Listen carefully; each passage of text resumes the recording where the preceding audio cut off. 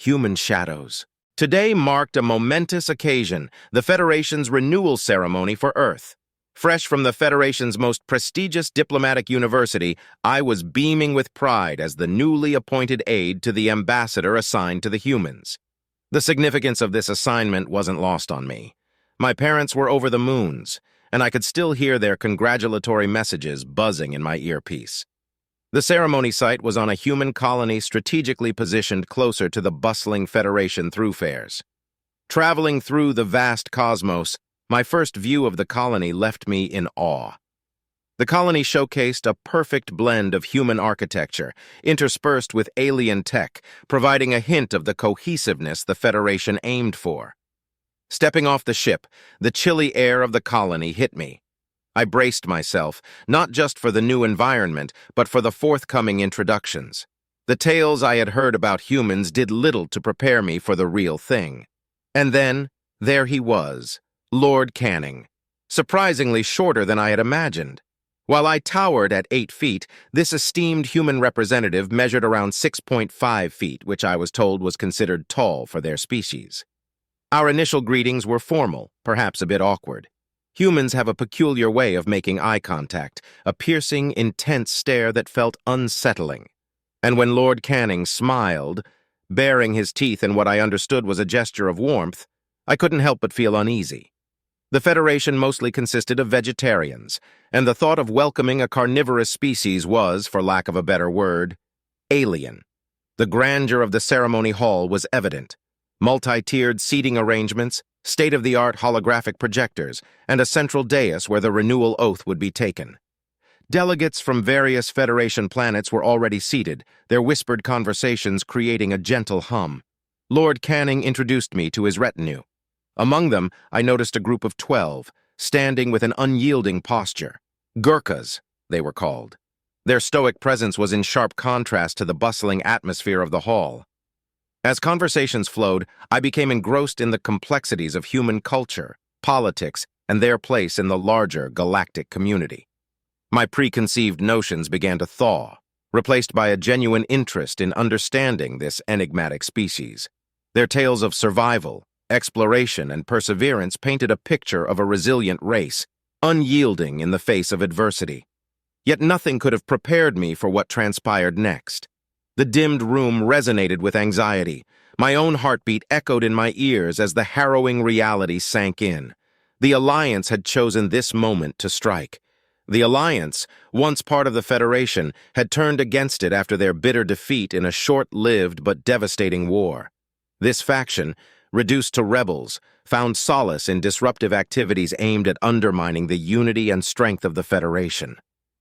Through the hushed whispers and muted conversations, I could make out the reason for their audacious assault. With the ceremony being broadcasted throughout the galaxy, hijacking it would allow them to deliver a powerful message of resistance and rebellion to the universe, further bolstering their cause. Suddenly, the low hum of engines grew louder, signaling the descent of Alliance ships. Their cloaked vessels, which had allowed them to approach undetected, now cast enormous shadows over the facility, their formidable silhouettes visible against the pale sky of the colony. The muffled thuds of boots grew progressively louder. The Alliance soldiers were making their way to the ceremony hall, and time was of the essence. The Gurkhas, with the quiet confidence that came from years of discipline and training, sprang into action.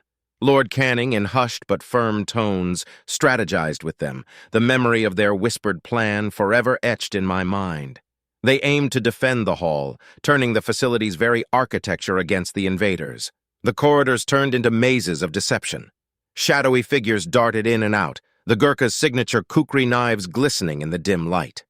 They employed a guerrilla strategy, reminiscent of Earth's ancient warfare. The Alliance soldiers, expecting minimal resistance given their technological superiority, found themselves ensnared in an intricate web of ambushes. As reports trickled in, it became evident that the Gurkhas were not merely holding their ground, but turning the tide.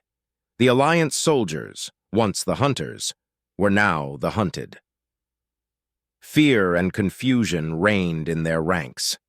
They had expected a quick and easy victory, but now faced a relentless adversary. A resounding retreat horn from the Alliance echoed throughout. Their mission had faltered. Their soldiers, panic evident in their hurried steps, made a beeline for their ships. As they took off, a combined force of Federation and human vessels engaged them. Their retreat quickly turned into a rout, their ships either captured or destroyed. The ceremony hall, which minutes before had echoed with dread, now vibrated with a newfound admiration for humanity and its defenders. As the lights slowly came back on, delegates resumed their seats, the ceremony continuing, almost defiantly, as if nothing had happened. The events of that day changed the galactic narrative. While the ceremony was meant to reaffirm Earth's allegiance to the Federation, it instead became the stuff of legends, a testament to the Gurkha's unparalleled bravery and skill. Throughout the Federation, tales of the human shadows spread like wildfire. They spoke of warriors who, even in the face of advanced weaponry and insurmountable odds, stood unwavering. A new term was coined in the Galactic lexicon, Gurkha, synonymous with unmatched valor. The respect and admiration for humans grew exponentially. They weren't merely a species with advanced technology or diplomacy, they were warriors with an indomitable spirit. This event solidified their place within the Federation, not just as members, but as leaders, protectors, and above all, beacons of hope in the face of adversity.